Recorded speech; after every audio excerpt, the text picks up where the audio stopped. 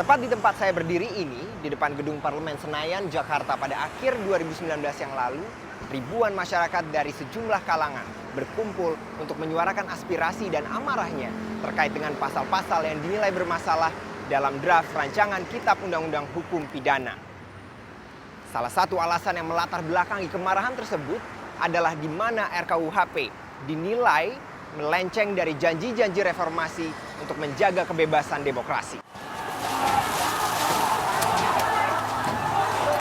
Setidaknya ada 5 hal yang menjadi highlight utama dalam RKUHP ini. Yang pertama, pasal 218 yang mengatur soal penyerangan kepada harkat dan juga martabat presiden dan juga wakil presiden. Dan yang kedua, pasal 240 yang mengatur soal penghinaan kepada pemerintahan yang sah. Dan yang ketiga, pasal 354 yang mengatur soal penghinaan kepada sejumlah lembaga negara. Keempat, pasal 273 yang mengatur soal unjuk rasa dan demonstrasi di muka umum. Dan yang terakhir, pasal 281 yang mengatur soal penyerangan kepada harkat dan martabat serta independensi hakim. Kelima pasal ini menimbulkan pertanyaan, jika RKUHP resmi disahkan oleh pemerintah dan juga DPR, akankah masyarakat masih berani menyampaikan kritik seperti yang terjadi di tempat ini pada tahun 2019 yang lalu? Kekhawatiran ini disuarakan oleh Aliansi Nasional Reformasi KUHP yang diikuti oleh 41 organisasi non-pemerintah yang menyebut setiap pasal itu memiliki konsekuensi hukum masing-masing, mulai sanksi denda hingga hukuman penjara 1 tahun sampai 3,5 tahun.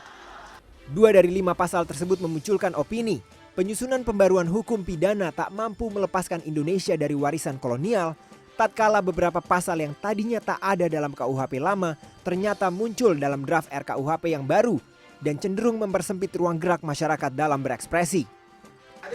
Direktur Eksekutif Institute for Criminal Justice Reform atau ICGR, Erasmus Napitupulu menyatakan menolak keras apabila pengesahan RKUHP ini tetap dilakukan tanpa mempertimbangkan dampak kerugian yang akan dialami masyarakat.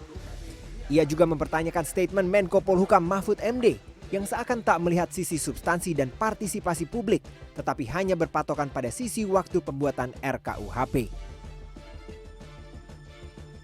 KUHP ini adalah undang-undang yang muatan politiknya nggak gede. Jadi saya rasa keseriusan pembahasan ini seakan-akan ya sudah kita perlu punya KUHP baru, gitu ya. Ya sudah, yang penting masuk dulu deh, yang penting jadi dulu. Itu yang paling bahaya menurut saya. Dan kalau ditanya, kita sudah lama membahasnya. Kemarin Pak Pak Mahfud sudah bilang ini sudah dibahas 60 tahun. Nah, KUHP itu baru dibahas 4 tahun, Mas. 2015 ke 2019. 60 tahun itu draftnya.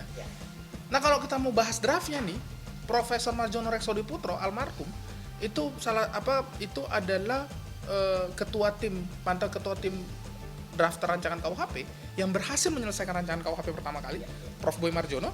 Beliau itu menentang ada penghinaan presiden. Lah iya. Jadi kalau kita mau ngomong pembahasan nih, jangan ngomongin lamanya juga, ngomongin substansinya dong. Anggota Komisi Hukum DPR Arsul Sani meyakini pihaknya telah mendengarkan masukan dari seluruh elemen masyarakat, tak terkecuali Aliansi Nasional Reformasi KUHP. Ia mengaku tak mungkin menerima seluruh aspirasi yang masuk.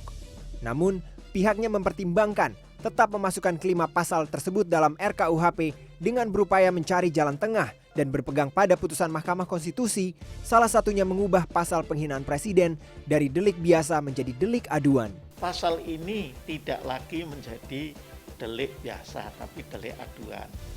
Yang kedua, apa yang masuk dalam kategori penyerangan kehormatan, martabat, harkat, itu apa? Itu juga disisipkan. Apa yang bukan merupakan tindak pidana penyerangan, penghinaan, penistiaan itu diberikan. Yang berikutnya lagi ditambah juga dalam penjelasan, supaya pasal ini tidak terlalu jadi pasal karet beneran lah yang bisa ditarik kemana-mana, yang tafsirnya seperti memberikan cek kosong kepada penegak hukum. Gitu. Nah, yang berikutnya supaya sifat represinya itu berkurang, maka hukumannya diturunkan. Polemik RKUHP menjadi kian rumit ketika Kementerian Hukum dan HAM telah selesai melakukan sosialisasi kepada publik dan DPR berharap RKUHP rampung tahun ini.